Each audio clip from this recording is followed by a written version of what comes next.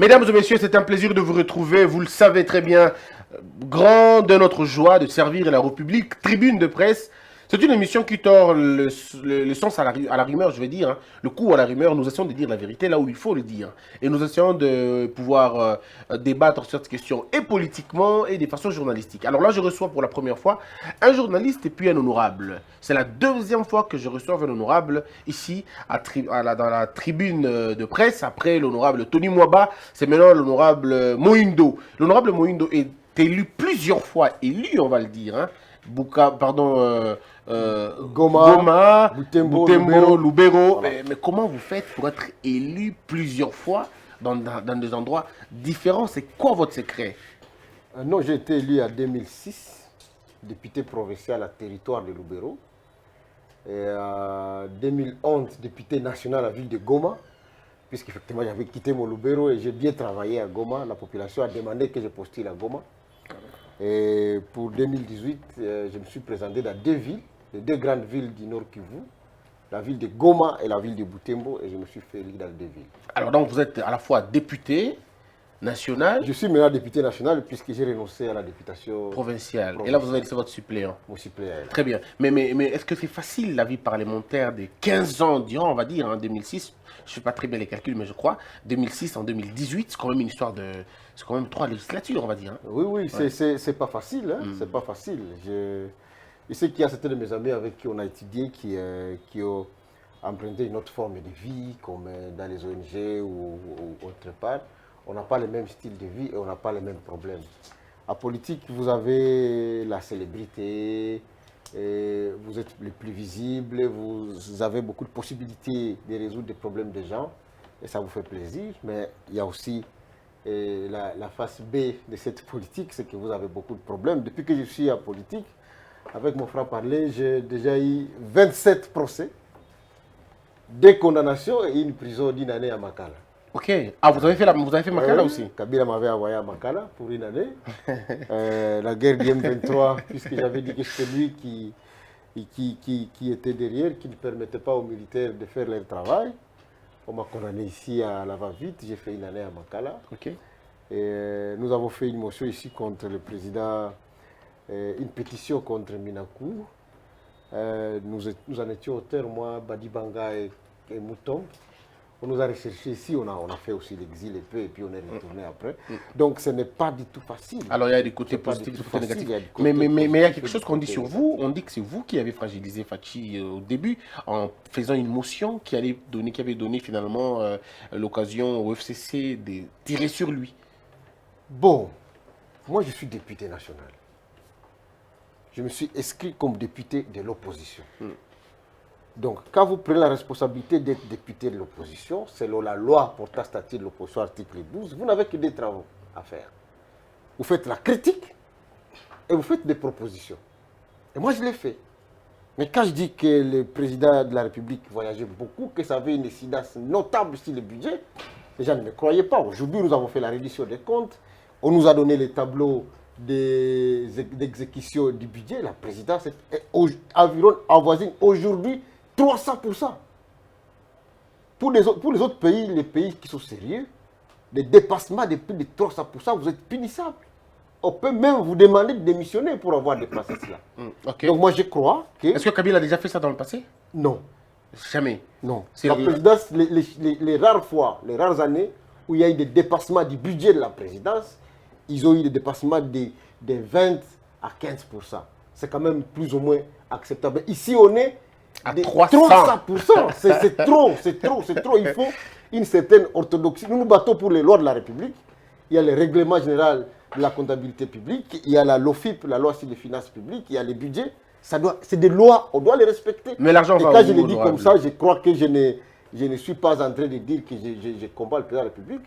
La critique, c'est pour amener le président à pouvoir effectivement avoir les bonnes manières. L'argent va où selon vous?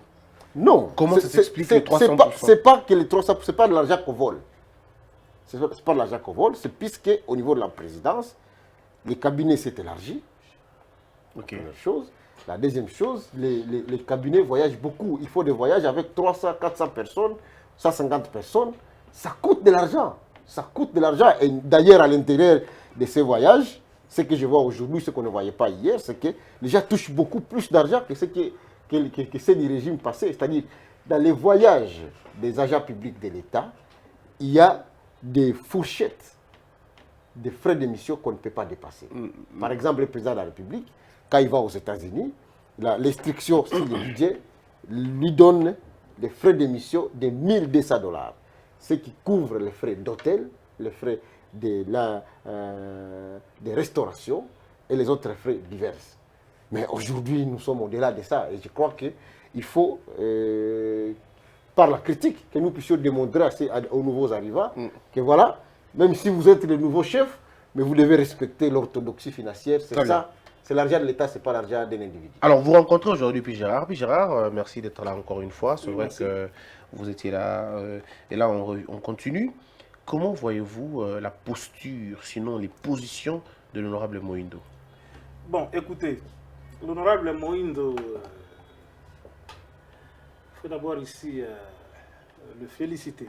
Parce que, visiblement, quand les gens sont en train de le voir là et ceux qui le connaissent, c'est quelqu'un de jeune sur le plan d'âge. Si vous faites, je ne sais pas qu'est-ce qu'il a comme âge exactement maintenant. 37 ans maintenant. Vous avez 37 ans. Mais alors que non, vous avez commencé à 24 ans, on va dire. Oui, jusqu'à 25 ans, juste, j'étais déjà député. Ah, d'accord. Donc, vous voyez un peu. Alors, vous posez la question, comment il a fait pour être élu dans différentes circonscriptions électorales. Vous savez, un député national, il porte un mandat qui est national, même s'il est élu dans une circonscription bien précise, mais son mandat, il est national. C'est-à-dire que vous pouvez être élu à Goma, vous faites un bon travail ici à Kinshasa.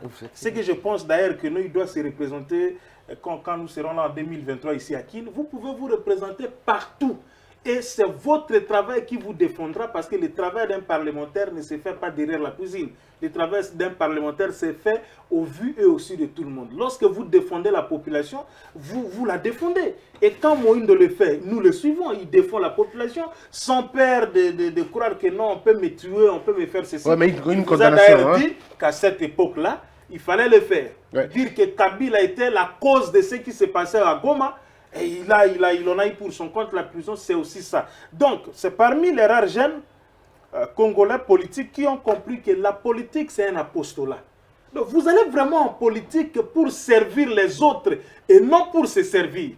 Parce que le choix de faire partie, même si je crois qu'il est élu sur la liste de l'AMK, je crois.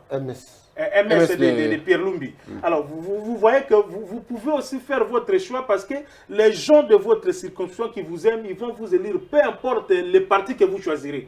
Mais ils pouvaient choisir aussi le PPRD, ils pouvaient choisir aussi un parti de l'ancien régime, tout ainsi de suite. Donc, bravo à lui. Moi, je crois qu'il faudrait que nous puissions aller évoluer de cette façon-là. Je dis que je vais lui faire ses conseils en privé en Swahili. Il doit continuer de cette façon-là, oui, mais qu'il ne puisse pas se compromettre, qu'il ne soit pas Nrabushikwe sasa ba predecesseur ya kuuna yuwa ile iba alikuwa anakuwa na motion yao hii nyuma banamuita kuya huko kutola kaka mwa hii anatosha unayua shipende ni semba jina hapa mais obe mina les avait un peu cité. Servez convenablement le peuple et votre jugement sera juste même devant Dieu. Ne vous en faites pas. Très bien. Alors, merci beaucoup. Honorable, vous êtes à l'Assemblée nationale. Il se pose un problème au niveau de l'opposition. Vous n'arrivez pas à vous entendre sur des questions. C'est simple. Le rapporteur adjoint, par exemple, le questeur, vous n'arrivez pas à vous mettre ensemble. Est-ce qu'il y a aujourd'hui l'incidence de laisser Kabila trancher votre sort? Parce que si vous allez au niveau des élections, et vous le savez très bien, vous allez devoir compter avec le FCC. Donc vous allez négocier avec eux pour que vous ayez la voix. Est-ce que vous n'avez pas donné à Kabila la possibilité de vous gérer finalement?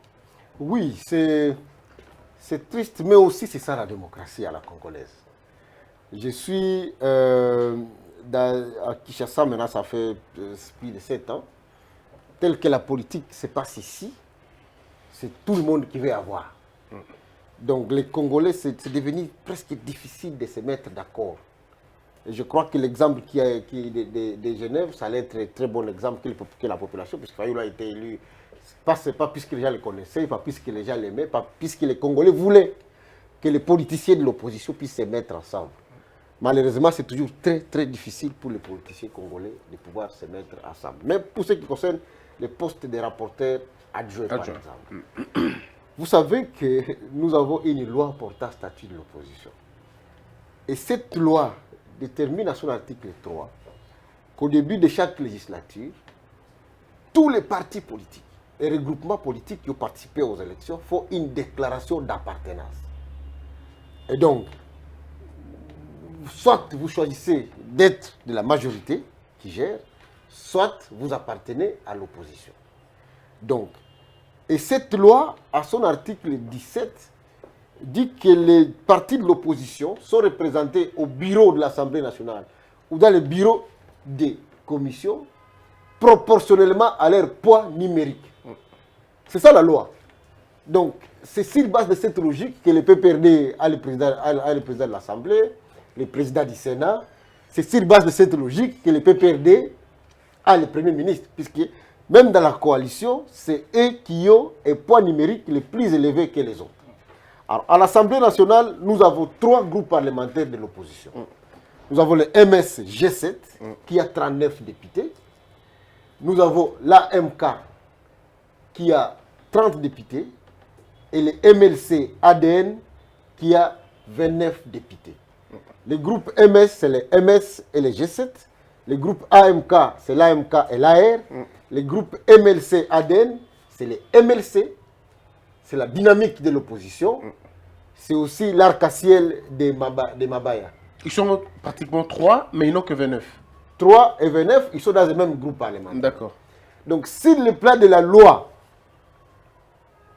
du poids numérique, c'est le MSG7, Votre groupe. notre groupe, qui devait présenter les rapporteurs adjoints de l'Assemblée nationale, puisqu'on avait un seul poste. Vous savez, avant, on a milité pour avoir les 2 postes à l'Assemblée nationale par rapport à notre poids, qui a été diminué par la Cour constitutionnelle, puisqu'on savait que, voilà, comme le MSG7 et l'AMK sont des groupes d'assemblée pour les changements, la logique, c'était que, voilà, le premier poste, on donne au MSG7, le deuxième poste, on donne au MLC.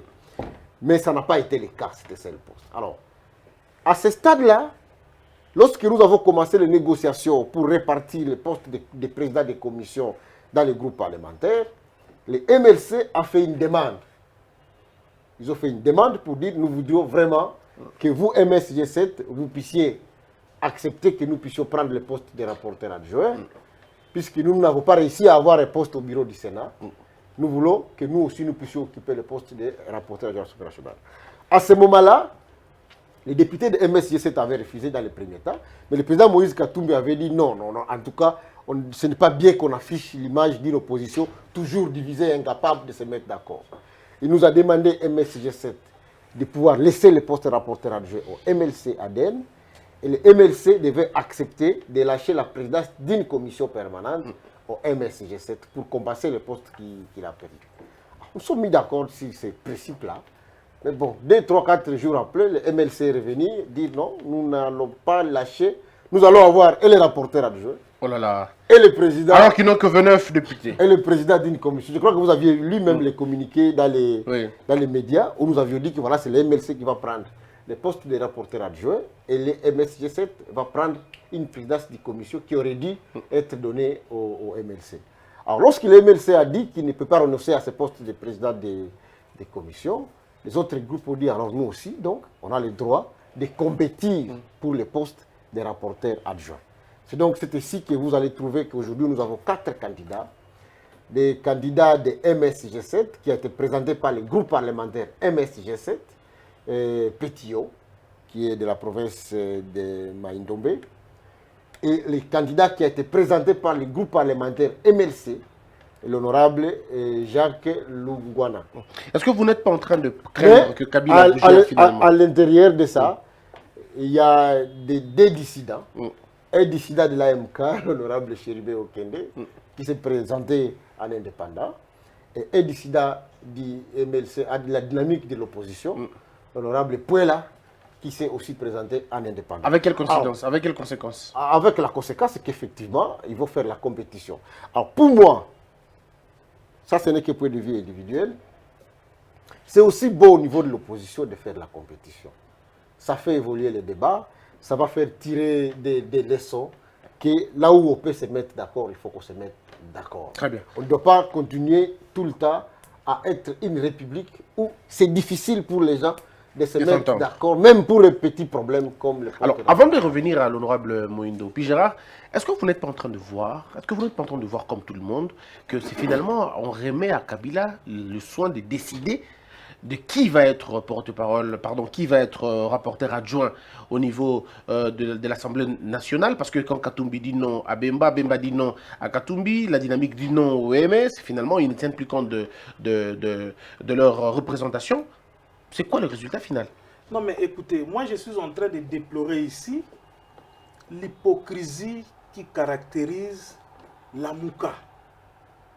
La Mouka est aujourd'hui caractérisée par l'hypocrisie parce que l'opposition pour l'instant en République démocratique du Congo s'appelle la Mouka, peu importe les différentes ailes, hein, comme ça se présente d'ailleurs, tous les partis sont de la Mouka. Justement, donc l'opposition, si vous voulez même extra ou intra-institutionnelle, c'est la Mouka à l'extérieur comme à l'intérieur. Mais il ne nous donne pas une bonne leçon en termes de certains reproches que nous ferions aujourd'hui au FCC. Même si là, c'est le dieu Kabila qui décide de tout et de rien. Je suis d'accord avec l'honorable Moïse quand il dit que c'est aussi bien, c'est l'expression de la démocratie, tout ça. Mais c'est aussi l'expression du désordre. C'est aussi l'expression de vouloir dire que non, bon, regardez, au-delà de tout ce qu'ils disent, ils veulent nous donner des leçons ici, mais regardez eux-mêmes comment est-ce qu'ils se comportent. Mais aujourd'hui, on va reprocher quoi à Bahati? On dira quoi à Bahati? Parce que lui, peut-être, il a dit que non, il a dit non à Kabila. Mais regardez ce que Pouel et ce que Chéribin font. Parce qu'officiellement, l'honorable Nzangi est en train de nous dire ici, les candidats officiels, c'est qui Pétillon, hein, les candidats officiels. Et sur le plan des calculs numériques, c'est simple. C'est MS qui, en réalité, même dans ce poste ici, on ne pouvait pas passer aux élections. Parce que le mode de ce soit la désignation par consensus, ou bien on peut aller... Si on arrive aux élections, c'est parce qu'il y a ce genre de justement, mais pourquoi ça pose problème? Justement, ça pose problème parce que les opposants, sur le plan institutionnel, sont incapables de pouvoir dégager une aussi question qui n'est pas aussi majeure comme la désignation d'un seul poste de rapporteur adjoint. C'est connu que ça revient à l'opposition. On peut se dire, écoutez, ne passez pas par tout ceci. Parce que c'est par ce genre de jeu que les fenêtres s'ouvrent pour le FCC. Vous savez que le mode, il est député à l'Assemblée nationale. Nous suivons la question, nous connaissons comment ça se passe là-bas. D'autant plus qu'on s'est imprégné aussi de la question comme ancien candidat député national. Rappelez que le mode de désignation n'est pas le même. L'honorable Moïse Ndag l'a dit. C'est-à-dire que pour le porte-parole de l'opposition, c'est une exclusivité des parlementaires de l'opposition. Même si la plénière pourrait être convoquée, serait convoquée par les deux présidents des deux chambres du Parlement, le Sénat et l'Assemblée nationale. C'est une affaire de l'opposition. Mais pour les rapporteurs, comme maintenant ils ont opté pour l'élection, et les députés du FCC vont voter. Et c'est les dictats du FCC qui vont se poser. On ne va plus voir vos 32, 29 ou 30 députés ici. Non, non.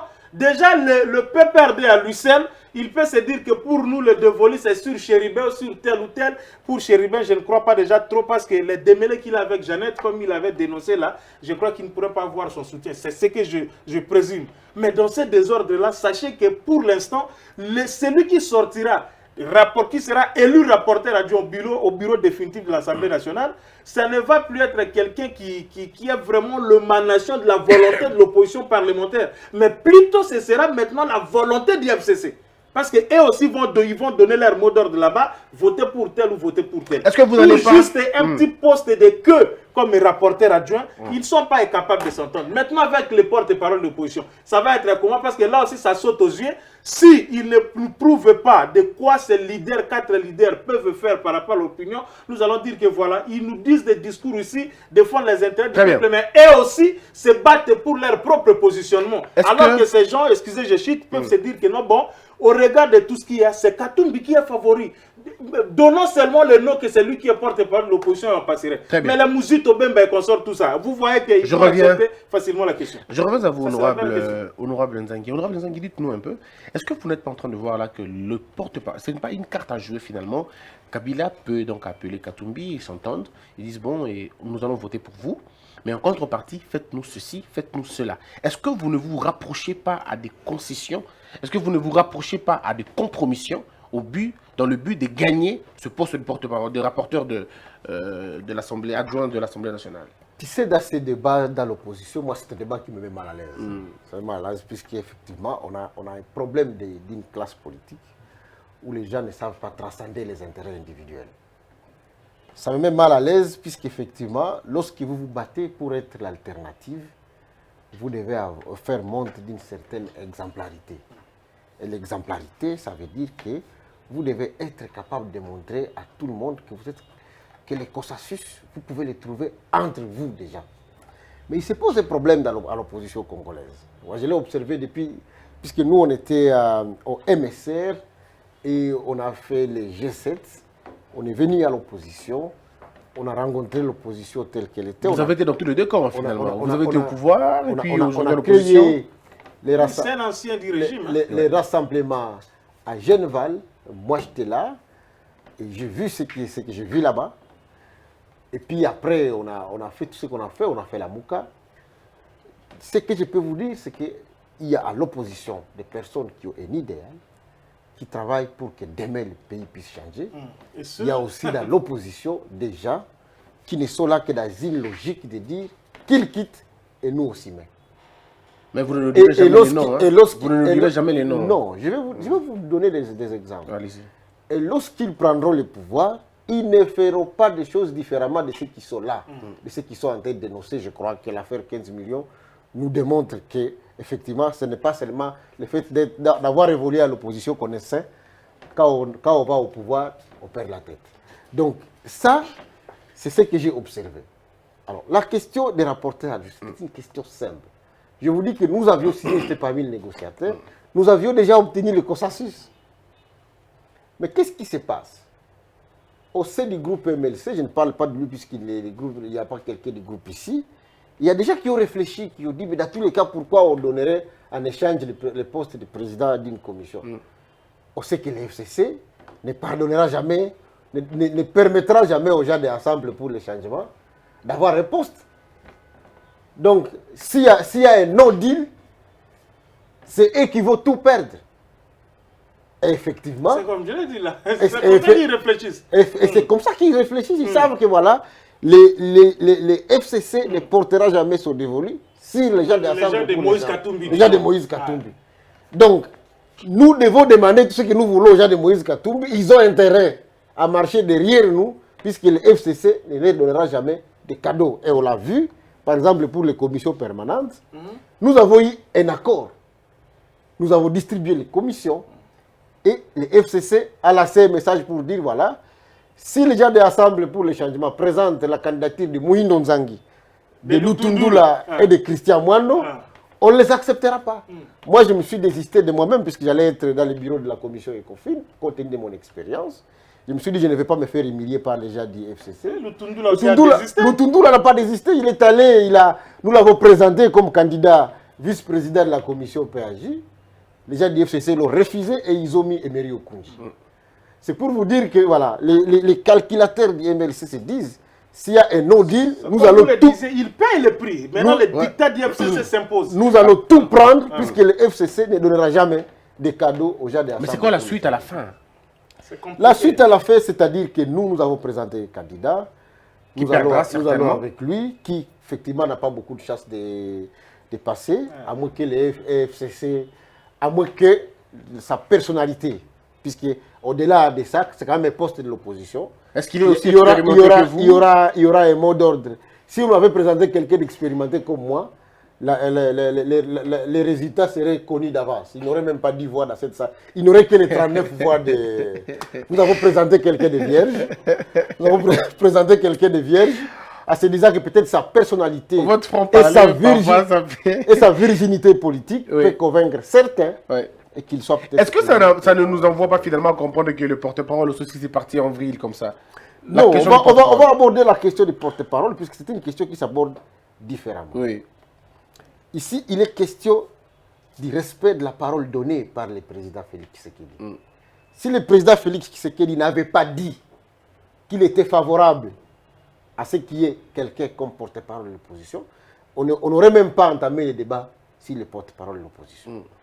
Donc, si le président Félix Tshisekedi, qui est le garant du bon fonctionnement des institutions... Ah, vous le reconnaissez?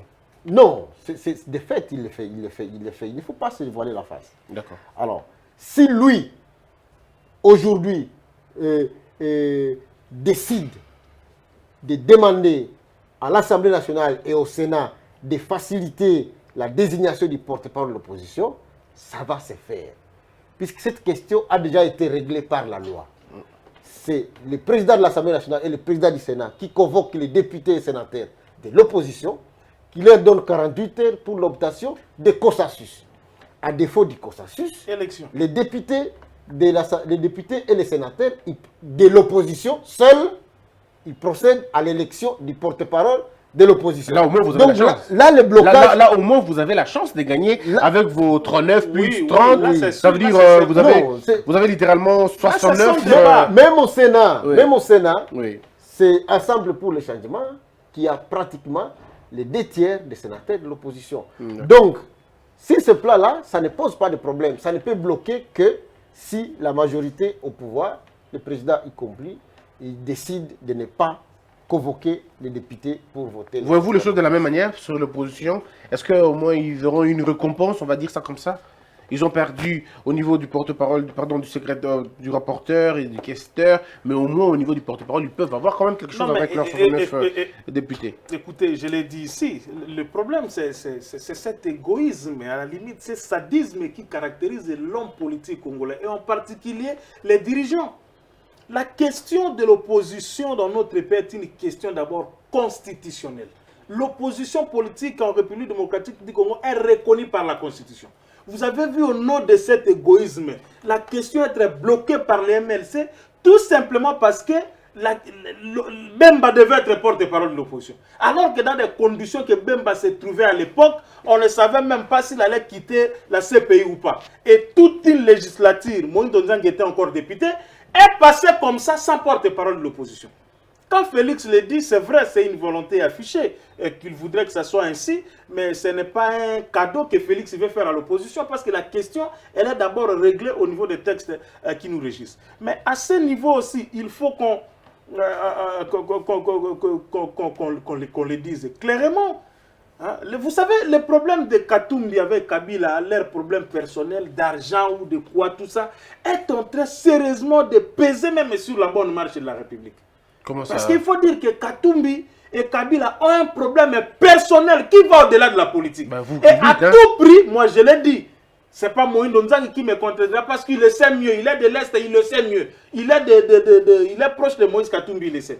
Et ceci, je ne sais pas entre les 2 zones où c'est l'un qui doit d'abord précéder l'autre sous la terre et que l'autre reste pour que le problème soit réglé. À tout prix, on veut sur le plan politique et tout ce qui est Katumbi, qu'on puisse se bloquer, faire tout ce qu'il a. Il a dit, si on le présentait lui là, Moïse Ndagi, comme candidat rapporteur adjoint, il va obtenir que l'air 39 voix ici et puis ça suffit. Aucun député du FCC peut voter Moïse ici. C'est bien quand même quand on connaît son sort comme ça, quoi, en avance. Je vous dis, lui-même il a dit. Alors, tout ce qui est Katumbi, tout ce qui est proche de Katumbi ici, il faut chercher à bloquer. Et le MLC, dans une sorte, je suis en train de dire, dans une sorte d'un cœur un peu à moitié plein, à moitié rempli d'amour, à moitié rempli, je ne parle pas de haine, mais à moitié rempli de non-amour, pour que je fasse un peu logique formelle, profite de cette faiblesse, à la limite, entre guillemets, pour dire que nous pouvons tout revendiquer des MS et puis des AMK. Dans cette posture-là où il se trouve, nous prendrons tout. Vous vous êtes entendu que prenez en concession le poste de rapporteur adjoint, c'est ça, non? Oui. Et comme ça, nous allons prendre la présidence de la commission, la vice-présidence. Mais le jeu est mal fait, Non, le jeu n'est pas mal fait, c'était bien calculé. Oui, mais en c'était bien calculé. Le MRC revient pour dire non, nous ne vont pas pour nous prendre, nous prenons un rapporteur et maintenant ils vont en désordre. Et je vous dis que ici, c'est les candidats du FCC de l'opposition, comprenez la formule que j'utilise, les candidats du FCC de l'opposition qui va passer parce que ce sont eux qui vont imposer leur dictat. Nous ne sommes pas ici au niveau du porte-parole. Au niveau du porte-parole, là aussi, il faut que les choses soient claires comme je l'avais expliqué et comme lui-même l'a enrichi. C'est-à-dire qu'à ce niveau, on doit voir la grandeur des gens. les gens voient ici les standings, les escortes, les émoluments, les ceci, cela. Soyons corrects entre nous. Moïse Katumbi a besoin de toutes ces histoires, vraiment. L'argent, tout Mais ce il en qu'il y a a besoin, l'estime. sinon... Non. Je Il en a pense besoin. que... Il a tellement perdu l'argent de la campagne qu'il faudrait refaire l'argent. Combien on donnera combien au porte-parole de l'opposition?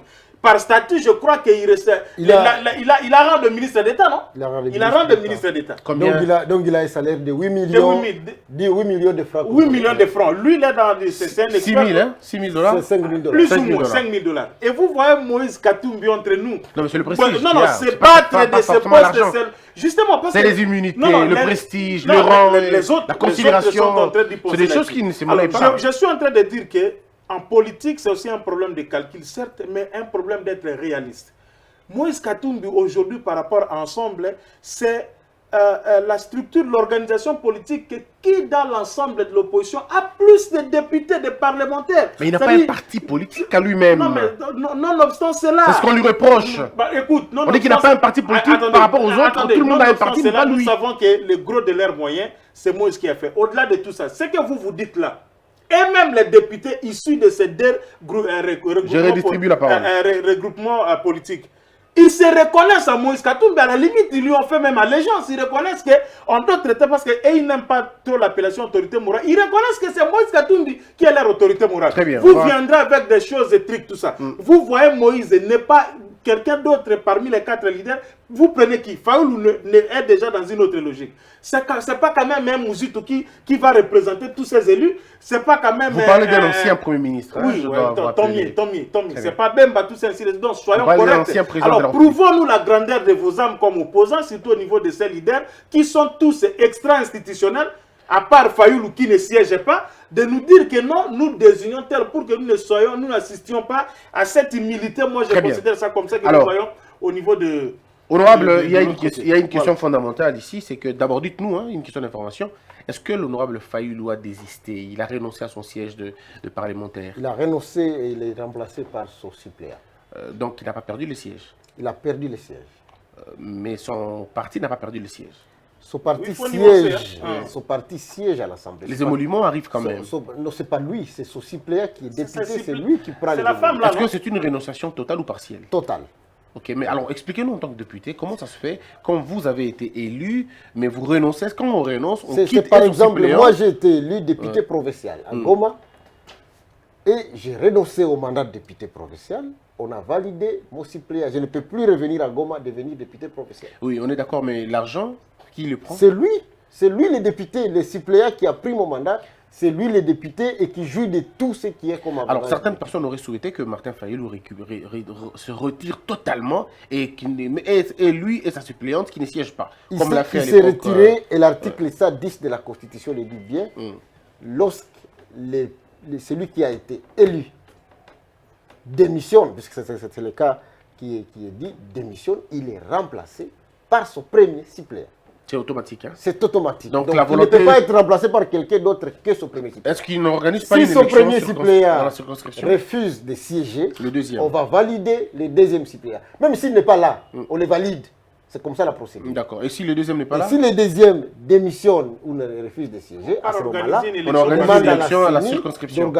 D'organiser une élection partielle. Ça n'a pas été le cas puisque la première suppléante a accepté de siéger. Est-ce que M. Mouzito est aussi député? Il est député national. Il a lui aussi à renoncer? Non, il est député national. Et donc il continue à... Il n'a pas renoncé, il est député national. Mais il ne siège pas. Bon, vous me posez beaucoup de questions. Non, mais ce que je vous dis, c'est que Mouzito est député national. Voilà. Alors, est-ce que c'est logique, honorable, dans votre plateforme politique, est-ce que c'est logique de continuer à prendre une posture de celui qui n'est pas dans les institutions, alors qu'on est dans les institutions, si pas directement, mais indirectement? Tu sais, de tous les gens qui parlent, moi je suis un ami très proche du président Fayoulou. J'ai été le chef de sa campagne à l'est du pays. Je suis d'accord avec sa posture de rester constant dans la logique de la vérité des urnes, tout en donnant une petite concession aux autres membres de la Mouka qui se disent, voilà, même si on n'a pas été proclamé, on ne doit pas être, nous, l'élément qui bloque la République. Donc, le président Fayoulou a une onction du peuple congolais, puisqu'il a été élu et il a été proclamé. Aujourd'hui, la guerre... Il n'a pas été proclamé. Il n'a pas été proclamé. Ouais. La guerre entre l'IDPS et les PPRD, effectivement, donne de plus en plus de révélations pour démontrer... Donc vous croyez que ce n'est pas qu'on ne croit pas, ce n'est pas qu'on croit, c'est ça la vérité. La vérité, c'est que Fayoulou a été élu. Fayoulou a été élu, il n'a pas été proclamé. Très bien. Et je n'ai jamais vu, même le président actuel a des difficultés de dire qu'il a été élu par le peuple. Comme un peu Fayoulou a difficulté de dire qu'il a été élu avec combien de pourcentage, on ne sait pas. Non, il sait que les gens peuvent tout spéculer.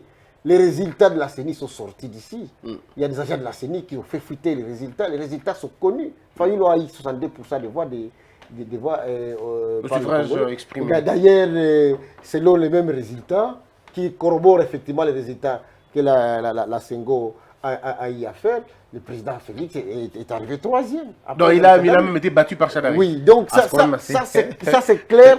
Et vous pouvez voir même la cartographie électorale qui est présentée. Vous allez trouver que le président Fayoulou a été dans 19 provinces. Il était premier dans 19 provinces du pays. Et Chadari dans 4 provinces. Et le président Tshisekedi dans 3 provinces. C'est difficile. Et vous y croyez vraiment à ça, quoi? C'est pas que j'y crois. Moi j'ai été, par exemple, dans ma province. Ma province, c'est la première province la plus démographique après la ville de Kinshasa. Même si une partie de la province n'a pas voté, la partie qui a voté reste quand même la deuxième après Kinshasa, à termes de nombre d'électeurs. Et elle a voté massivement pour Et là les scores, ce n'est pas des scores de 60, c'est des scores de 99 dans les bureaux de vote. Ok. Donc, en faveur de Fayoulou. En faveur de Fayoulou. Très bien. Alors, c'est vrai qu'aujourd'hui, c'est un faux débat. Vous avez accepté. C'est un débat dépassé. Il est dépassé. Il n'est pas faux, mais il est dépassé. Ce n'est pas un débat faux, c'est un débat dépassé. Très bien. Il restera comme ça dans l'histoire de ce pays. Très bien. Alors, mais pour nous, aujourd'hui, on ne peut pas rester dans ces débats-là indéfiniment. Il faut que nous puissions trouver des portes de sortie. Alors, le port de sortie, c'est le plan de la Mouka. D'abord, avant de vider, avant de rentrer dans le plan de la Mouka, je poserai la même question. Qui a la chance d'être porte-parole de cette opposition? Et puis après, vous allez finalement directement coupler avec la question du plan de sortie, c'est votre analyse. Pour ne pas être indiscret, je vais vous dire l'état de discussion sur la question de l'opposition. Le président Fayoulou est non partant. Et je comprends pourquoi il n'est pas partant. Oui, il est élu président. Il considère qu'il a une onction du peuple congolais qui a fait de lui président. Il ne peut pas, au même moment, revendiquer d'être porte-parole de l'opposition. Et donc, le président Fayoulou, qui a été le meilleur élu, n'étant pas partant, la logique parlementaire a prévalu dans les discussions. Et donc, ils sont restés 2 candidats à liste. Le président Moïse Katumbi et le président Jean-Pierre Bemba. Le président Moïse Katumbi a dit, voilà, c'est une question de principe. Puisqu'à un moment, ce n'est pas un type qui se bat pour le poste, hein, mais c'est nous, les députés ensemble pour le changement, qui avons dit, écoutez Moïse, tes partis politiques ont obtenu le plus grand nombre de députés, tu ne peux pas renoncer à devenir porte-parole de l'opposition lorsque tu as le plus grand nombre de députés à l'Assemblée nationale. Mais il a dit, voilà, moi je ne veux pas qu'on puisse entrer, que cette question nous divise. Il a approché le président Jean-Pierre Bemba et ils se sont mis d'accord sur un deal. Le deal, c'est le 2 à 2 ans. Donc le président Moïse Katumbi a demandé au président Jean-Pierre Bemba qu'on établisse dans les règlements intérieurs de l'opposition qu'après les 2 ans, une présidence tournante de 2 ans, 2 ans. Donc le président Moïse Katumbi va être porte-parole de l'opposition pour 2 ans. Il va démissionner, il va laisser place au président Jean-Pierre Bemba pour devenir porte-parole de l'opposition pendant 2 ans. Est-ce que vos arrangements, vos conventions seront acceptés par la Constitution? Est-ce que ça va lier la Constitution ou ça va être des contrats sous 5 privés? L'article 8 de la Constitution dit que l'opposition politique à la République démocratique est organisée par la loi portant statut de l'opposition. Est-ce que cette loi... Et cette loi portant statut de l'opposition, articles 17, 18 et 19, détermine comment cela doit être fait. Et cet article dit que voilà, le porte-parole de l'opposition est désigné pour la législature, mais l'opposition se dote des règlements d'ordre intérieur. Alors qui commence la plaque tournante? Et c'est Moïse Katumbi qui commence. D'accord. Et après les 2 ans, c'est un homme de parole, il va démissionner, puisqu'il prévoit, la loi prévoit aussi que le mandat de porte-parole de l'opposition fait par démission, il démissionne et l'autre prend les... Et s'il ne le fait pas? Il le fera. Moïse Katumbi le fera. Alors, dites-nous, vous n'êtes peut-être pas lié, dites-nous, s'il ne le fait pas, qu'est-ce qui adviendrait? Bon, je crois que pour ne pas le faire parler après, Oui. et il a dit, je suis d'accord avec lui, c'est pas que Moïse Katumbi veut devenir porte-parole de l'opposition pour l'argent. En tout cas, il n'y a pas assez d'argent. Le porte-parole de l'opposition touche pratiquement comme un député, comme un ministre. Donc, ce n'est pas pour ça qu'il devient porte-parole. C'est une question de principe. Le peuple lui a donné la première place à l'opposition politique. Cette première place, il doit l'assumer en tant que tel. Et lui, il accepte. C'est lui-même qui a donné la proposition. Ce n'est même pas le président Jean-Pierre Bemba. C'est lui-même qui a dit à président Jean-Pierre Bemba, pour la concorde aussi de l'opposition, j'accepte qu'après les 2 ans, je vais démissionner. Et donc, il le fera. D'accord. C'est ce qu'on va voir.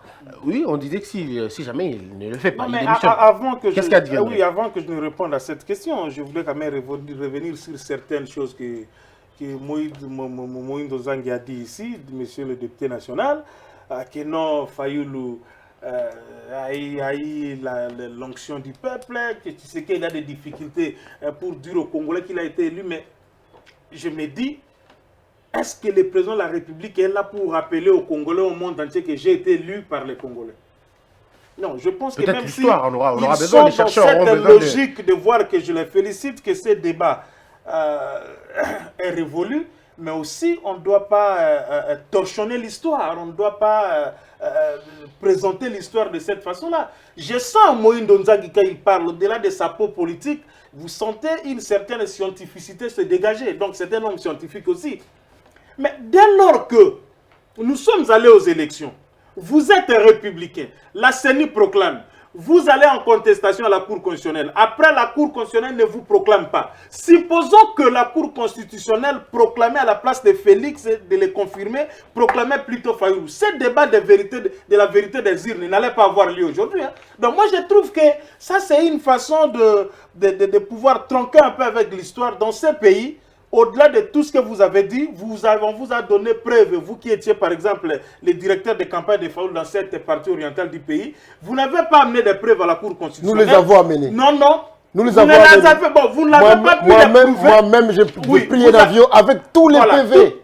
On les a amenés. Toutes vos preuves sont les preuves de Goma, disons. Vous n'avez pas amené toutes les preuves de la République. Non. Voilà. Si on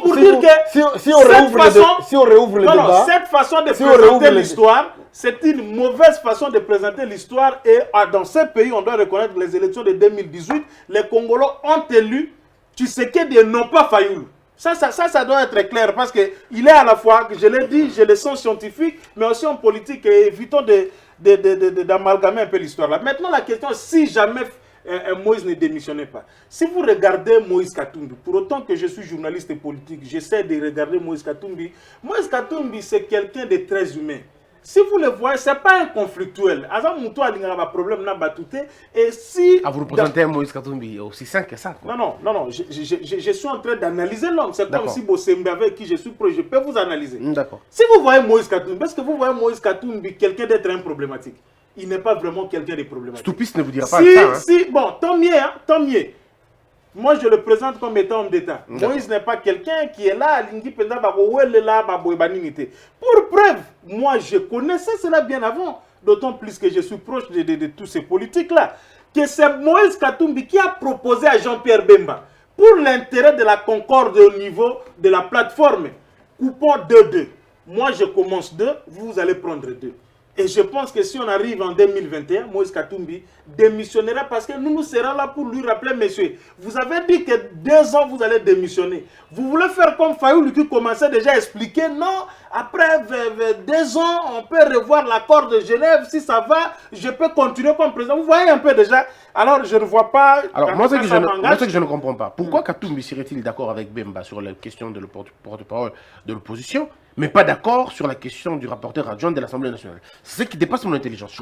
J'ai vraiment bien expliqué que pour Katumbi nous avait demandé de laisser le poste de rapporteur adjoint au MLC puisqu'il l'avait demandé. Et le MLC s'était engagé dans ces documents qui a circulé sur les réseaux sociaux de laisser la présidence de la présidence d'une commission. commission. Voilà, c'est Donc ça. c'est le MLC qui vous a joué C'est un le mauvais MLC tour. qui a Dès joué lors le que mauvais le jeu. MLC a postulé Ouais. au poste des rapporteurs de la commission, nous avons expliqué au président Moïse Katumbi que cet accord-là était foutu. Voilà. Dans tous les cas, nous sommes tous des députés de l'opposition et on ne peut pas accepter. Vous savez, la crédibilité aussi en politique, c'est le respect des engagements. Lorsque vous prenez un engagement, vous devez le respecter. Vous ne devez pas faire ce qu'on appelle l'habit de faiblesse. Vous dites, voilà, comme les FCC n'aiment pas Ensemble pour le changement, donc l'accord que je signe avec Ensemble, je lui donne une caution. Je peux la retirer à n'importe quel moment, les FCC va le dire. Et ça, c'est pas correct. Et ça, c'est pas correct. Ouais. Ça, c'est Politiquement, c'est pas Oui, correct. d'accord. C'est comme ça que, comme des hommes, nous avons décidé de présenter aussi un candidat. S'il va perdre, il va perdre, mais ils sauront. Mais quand dans même quel que état nous avons moral présenté. Bemba se trouve quand il regarde Katumbi lui faire la passe, par exemple, de la part du porte-parole de l'opposition? Non, mais écoutez, le problème, c'est qu'il faut peut-être expliquer aux Congolais. Vous savez, jusqu'ici, il est parlementaire. La loi, comment on appelle ça? La loi sur les élections, si vous voulez. La loi électorale n'a pas encore d'un seul iota été retouchée. Et dans des conditions juridiques et même politiques actuelles, Bemba est toujours bloqué. Oui, mais si pour jamais être on disait président que... de la République, pas porte-parole de Non, l'opposition. non, je ne parle pas du porte-parole de l'opposition. Je parle de Bemba par rapport à tout ce qu'il peut avoir comme ambition future. Je suis en train d'analyser un peu la pensée de Katumbi. Parce que Katumbi n'a pas un problème de justice. Aujourd'hui, si on dit qu'on va aux élections présidentielles, Katumbi peut se présenter. Mais le sort de Bemba sur ce point est encore suspendu quelque part. Il peut se dire que tu seras porte-parole de l'opposition pour 2 ans, moi 2 ans. Et comprenez que Moïse a dit qu'il commence, c'est lui qui commence. C'est pour dire qu'après 2021, il sera un peu plus libre pour se mettre déjà en moule par rapport aux préparations de l'élection de 2023. Vous comprenez? Pendant que Bemba a encore, comme je le disais, des difficultés jusque-là. Et ces gens du FCC, comme ils sont majoritaires au Parlement, je ne les vois pas toucher la loi électorale dans le sens de faciliter les Bemba ici, les consorts, parce qu'ils voudraient aussi que l'échantillon puisse être réduit et qu'ils partent avec tout ce qu'ils peuvent avoir comme échange et manigance par-ci par-là. Donc, on a tout intérêt politiquement à laisser un peu Bemba des jours, ne serait-ce que du porte-parole du porte-parole, être porte-parole de l'opposition. Et la question, pour terminer ce débat, très bien, la question maintenant, on ne parle plus de porte-parole de l'opposition, nous allons quitter l'Assemblée nationale pour faire directement un petit pont au niveau de la justice. Honorable Zangui, vous le savez, héritier Watanabe, un musicien congolais qui a été arrêté, tout de suite relâché par la justice. On l'accusait de sextorsion, tantôt d'adultère, tantôt d'attentat aux bonnes mœurs, pudeur et tout ça. Mais vous êtes honorable député. Ça fait finalement, pas finalement, mais pratiquement 15 ans que vous êtes à l'école de l'Assemblée nationale, on va dire. Je veux dire, oui, permettez l'expression de l'école de l'Assemblée nationale. Mais pourquoi vous n'avez toujours pas produit une loi sur la cybercriminalité? Il va faire 12 ans ou 13 ans. Peut-être, je ne suis pas très fort en calcul, vous allez m'excuser. Il y a la loi sur la cybercriminalité, sur la sextorsion, sur beaucoup d'autres choses. Pourquoi il n'y a aucune production sur la question? On aurait... C'est que ce n'est pas encore un problème au Congo. On aurait trouvé quand ça sera un plus grand problème, on dit les faits précèdent la loi. Mais les faits sont là, honorable. Vous voulez plus de problèmes que ça. Mais moi, je vais, si vous voulez vraiment mon point de vue sur la question des héritiers, je crois qu'il y a plus, c'est la médiatisation et l'image de l'homme héritier qui pose problème, mais l'arrestation des héritiers, c'est une arrestation arbitraire. C'est une arrestation arbitraire. Puisque je n'ai pas vu pourquoi on l'a poursuivi. On dit qu'il a diffusé Vous savez, la vidéo. nous tous, on a une vie privée. On a une vie privée et les affaires privées se règlent à privé, comme avait dit François Hollande. Je ne sais pas pourquoi on l'a arrêté. On nous dit que voilà, puisque sa femme était une copine des députés. Oui. Il serait la femme d'un député, mais après on se rend compte que ce n'est pas la femme. Pas la femme des députés, une copine des députés. Qu'elle ne reconnaît même pas être. Peut-être même que ce député-là est marié, c'est lui qui est maintenant en infraction vis-à-vis de sa femme. Donc je ne vois pas pourquoi on a arrêté héritier.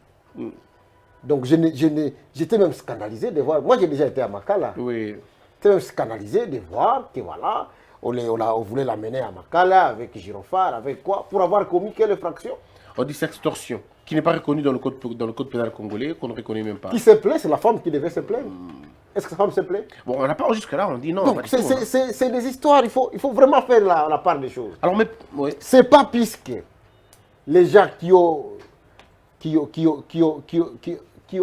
joui à privé, dans leur vie privée, c'est pas puisqu'il y a une image de leurs ébats qui est sortie que ça devient une infraction.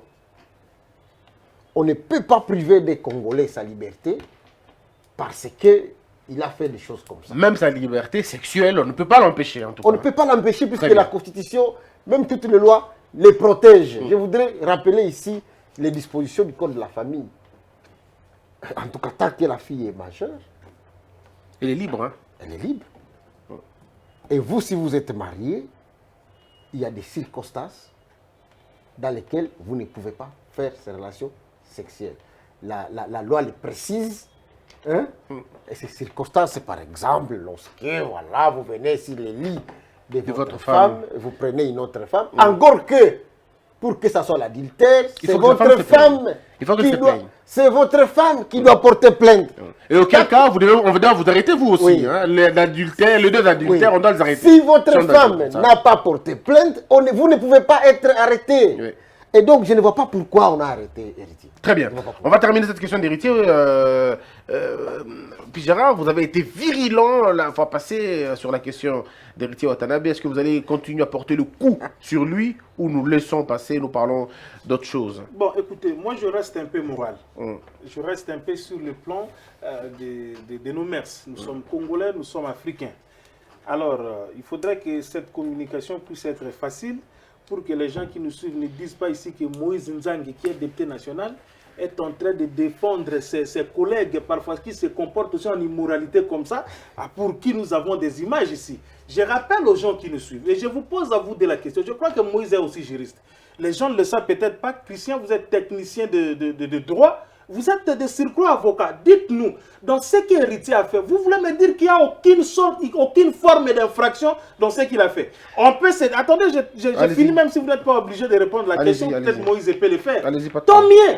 Vous parlez ici de la victime directe parce qu'il faut avoir qualité, soit sa femme ou bien le mari entre guillemets de cette Jézabel-là. Mais dites-moi, le rôle du parquet, c'est lequel? Le procureur, le magistrat que vous appelez debout là, le magistrat du parquet. Il a quoi comme rôle? C'est pas rechercher les infractions, oui, identifier les auteurs au besoin, les déférer devant des tribunaux de juridiction compétentes. Mais ici, je voulais tout simplement savoir, ce n'est pas le seul fait que vous avez une vie privée, cette vie, vous l'avez dans vos téléphones, là vous avez des choses, tout ça, ainsi de suite. Ça, ce n'est pas un problème. Mais le seul fait que vos ébats sexuels là sont devenus une affaire telle que Outi na téléphone,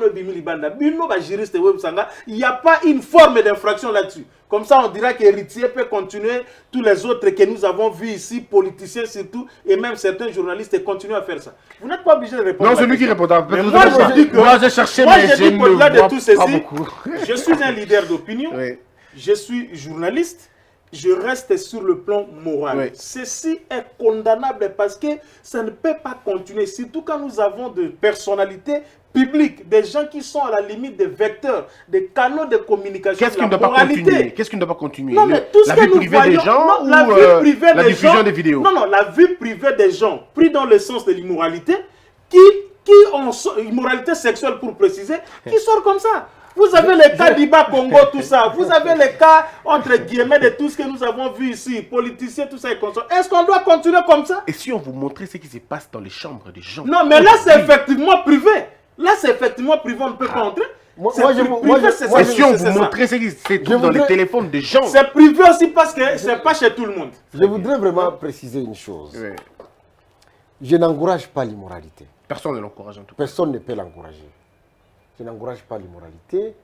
D'ailleurs, la plus grande immoralité, ce sont les chansons que ces musiciens nous chantent. Avec des propos, de l'excitation à l'immoralité. Mais c'est ça, honorable. Je ça vois, vient de vous pour dire que l'arrestation d'Érythrée était arbitraire. C'est quand même extrêmement grave. Laissez-moi. Ça vient d'un législateur, d'un député. Non, mais quand il dit arbitraire, c'est qu'il a utilisé le mot qu'il faut. Parce que c'est ça le mot qu'il faut. Oui, je sais le sens. Arbitraire, c'est arbitraire. C'est ça la différence. Je voudrais le dire. Pour faire simple, ça n'a pas suivi la procédure. Je n'encourage pas. Donc, on ne pouvait pas arrêter Héritier. Exactement. Il y a plus que ça. Je crois que pour les mœurs, il faut qu'on revienne sur la police des mœurs et ainsi de suite. Mais la loi reste la loi. On ne peut pas avoir une situation dans ces mêmes pays où on a vu au Bas-Congo un vice-gouverneur qui a couché avec une femme qui n'est pas une femme de quelqu'un. C'est sorti aussi par les mêmes voies, qui est resté gouverneur et vice-gouverneur. Il y a même des infractions qui ont suivi après, puisque... Mais, et vous dire que voilà, puisque c'est héritier a couché avec une femme libre, puisqu'elle n'est pas mariée, et on doit l'arrêter, on doit le mettre en prison. C'est une mauvaise comparaison, M. Moïse. Puisque sa vidéo vous aurez la parole. Vous aurez la parole. Allez-y. S'il vous plaît. Les juristes le disent. Un mauvais s'il vous plaît, exemple reste un mauvais exemple. déjà, On ne s'il peut vous pas plaît, s'en laissez-le servir. continuer. Les juristes le disent. C'est vrai que quelque part, on fait le droit pour la morale. Mais tout ce qui est moral n'est pas du droit. N'est pas de droit. Il faut le dire. Mais alors, mais ce qui est vrai. Voilà. Et donc, nous devons faire une réflexion profonde. Une réflexion profonde. À Kinshasa, ça ne se voit pas ailleurs dans les pays, c'est à Kinshasa où vous voyez sur les routes des femmes libres, où vous arrivez des gens qui ont ouvert des maisons pour exploiter des femmes. Ouais. Et les gens le savent. Les gens parlent, chantent dans la musique, Paka Djouma, ainsi de suite. Ils savent ce qui se passe. Il ne faut rien, il ne faut rien. C'est là que nous devons... Moi, j'étais scandalisé. On termine, moi, et avoir une politique sur la moralité. La moralité. Moi, j'étais scandalisé d'apprendre que les faits pour lesquels l'héritier était poursuivi, c'était le proxénétisme. Alors, j'ai cherché le proxénétisme et je me suis dit, mais qui est ce juriste qui a mis ce nom-là, qui a qualifié cette infraction? Franchement, on doit être le plus moins sérieux qui puisse exister. Alors, je vais seulement vous apaiser pour dire que lorsque l'honorable qui dit arbitraire, tout juriste sait que dire arbitraire, ce n'est pas contester quoi que ce soit. Dire arbitraire, c'est simplement dire que la procédure n'a pas été respectée. Et donc, c'est même ça. Il y a un principe en droit qui dit vaut mieux condamner, vaut mieux acquitter un condamné, vaut mieux acquitter finalement un coupable que de condamner un innocent. Sur base d'une présomption, on ne peut pas t'arrêter et t'envoyer en prison. Et j'ai aimé la fin de cette affaire. Oui. C'est que héritier revient sur ce qui est moral. Il dit, voilà, je demande pardon, ça n'aurait dû pas se passer comme ça. Ouais. Je fais la honte à mes fans, à ma famille, et ainsi de suite. Je demande pardon. C'est ça la sanction morale. Mais ça la sanction morale. Oui, c'est la troisième fois quand non, même. C'est ça la sanction morale écoutez, qui est même plus présente que la sanction des droits. Vous savez, dans la Bible, il y a une histoire que j'aime beaucoup. C'est Marie de Magdala. Que les hommes font venir auprès de Jésus. Et Jésus s'incline, il écrit. Et tout le monde fait son introspection et il trouve que, effectivement, personne n'était mieux qu'elle. Il n'est pas digne de prendre une pierre et de jeter sur Marie de Magdala. Alors, qui n'a pas la photo de sa copine ou de son copain sur son téléphone? Moi, je suis en train de on termine cette émission. On termine. Il reste 3 minutes. C'est vrai, le droit, il est beau, mais c'est là aussi de quelquefois que les hommes de droit, pour ne pas dire de la loi, essaient un peu d'embrouiller un peu la société. C'est vrai, la sanction morale, elle est plus lourde que la sanction pénale. Oui. Parce que là, vous avez des chagrins, vous avez des remords, et ça ne reste qu'au niveau de votre psychologie, de votre mental. Mais quand ça vient d'un législateur comme Moïndo ici, ça m'étonne. Parce que quand il est dit, c'est le travail qu'il doit faire au Parlement, à l'Assemblée nationale. Chercher justement, pas seulement les postes de porte-parole, rapporteurs adjoints, présidents des commissions, tout ça, mais regarder aussi sur le plan social. Comment mes électeurs, par rapport à la morale, ils vivent comment? Qu'est-ce qu'il faut faire ici par rapport à ça? Et moi, je refuse ce que vous dites là. On ne peut pas se servir d'un mauvais exemple pour justifier un autre mauvais exemple. Les cas de Mimi, de tous ces politiques que nous connaissons, qui ont exhibé leur nudité par-ci, par-là, ne peut pas être un cas pour dire qu'entre nous, avec l'exemple de la Bible, là où Jésus avait dit, qui d'entre vous n'a pas de péché, qui lui jette la pierre le premier. Mais ici, c'est de l'immoralité. Si elle est sanctionnable, on sanctionne. C'est pas pour il faut éviter la justice à dents de scie. Non, il faut éviter la justice à dents de scie. C'est pas parce qu'il y avait des cas précédents pareil, qui n'ont pas trouvé d'issue en termes de sanctions et que parce que c'est héritier. Pourquoi les vice-gouverneurs seraient vice-gouverneurs jusqu'aujourd'hui? Est-ce qu'il est vice-gouverneur? Il est vice-gouverneur. Qui l'a déchu? Non, attendez, il est vice-gouverneur. Mais qui l'a déchu? Il est suspendu. Non, mais il est vice-gouverneur. Non, mais il est en suspension, il n'exerce pas. Il est vice-gouverneur, oui, mais il touche son salaire sans aucun problème. Il n'exerce pas ses fonctions. Il est vice-gouverneur. C'est ce que je voulais dire. Il n'exerce pas ses fonctions, il est en suspension. De par mon idéologie, je suis quelqu'un de gauche. Et dans cette gauche-là, je ne suis pas trop pressé dans la pénalisation des actes immoraux. Moi, je crois que pour la moralité de nos enfants, nous devons commencer par l'école, nous devons commencer par la famille, nous devons commencer là où ça doit commencer, par la rue, par l'éducation, par la musique qu'on entend, par les débats des télévisions que nous entendons. Parce que moi, je vois aussi des débats ici qui sont vraiment, qui ont un caractère purement immoral. C'est là où nous devons commencer. Comment nous allons, dans son troisième forfait. Comment nous allons contrôler les réseaux sociaux, comment nous allons contrôler les contenus des réseaux sociaux, comment nous allons protéger. Et je demande aux gens... Mais ça, c'est le loi que vous devez faire. C'est ça que j'ai dit. Écoutez, vous êtes législateur, M. Dangui. Dans les premiers temps, il n'y a pas de loi qui pénalise ça. Et moi, je ne suis pas d'accord que tout soit pénalisé puisque c'est immoral. Moi, je voudrais dire que nous devons avoir une certaine politique nationale de l'éducation qui forme les gens. Au bon sens, hein. Au bon sens, pour que ce genre de choses... Déjà, c'est lui qui voit là. Moi, on m'a envoyé dans la vidéo, je ne l'ai pas vu. Mais il y a d'autres qui ont vu, qui ont tourné. 3 fois, qui ont tourné et qui regardent et qui disent, mais là, il devait faire ça. Et si déjà, vous-même, vous êtes tombé dans l'immoralité. On termine notre émission, merci. Merci d'avoir été nombreux. Merci, et puis Gérard, hein, vous avez vraiment donné votre temps aujourd'hui. Merci beaucoup de participer à cette émission. Il n'y a qu'un journaliste qui puisse faire ça. Sinon, on ne le fait pas. Si on ne connaît pas comment ça se passe.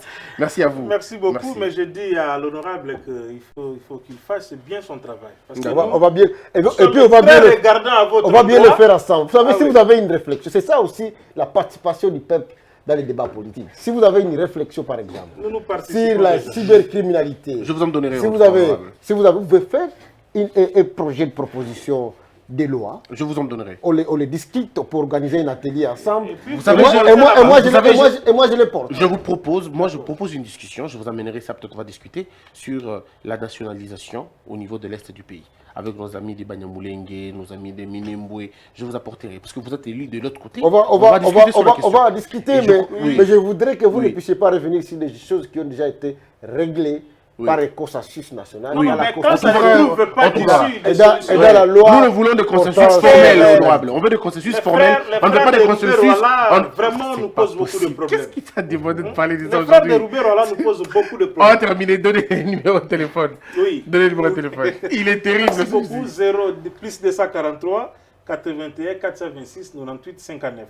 Plus 243 81 426 98 59. Je n'ai pas une secrétaire particulière comme Moïndo Nzangi ici. Je n'en ai pas aussi. Vous m'appelez, je réponds et c'est mon WhatsApp en même temps. Et voilà. Très bien. Beaucoup. Alors, honorable, tu as Maswahili ou tu as Batoto, Bikonaku, en fait, je veux dire, tout ce qui se trouve à Goma, Bikoku, Poto, Biko, partout, hein, Ubambi, et Kitumoya, et on va partir à Nambayako, et tu analyses.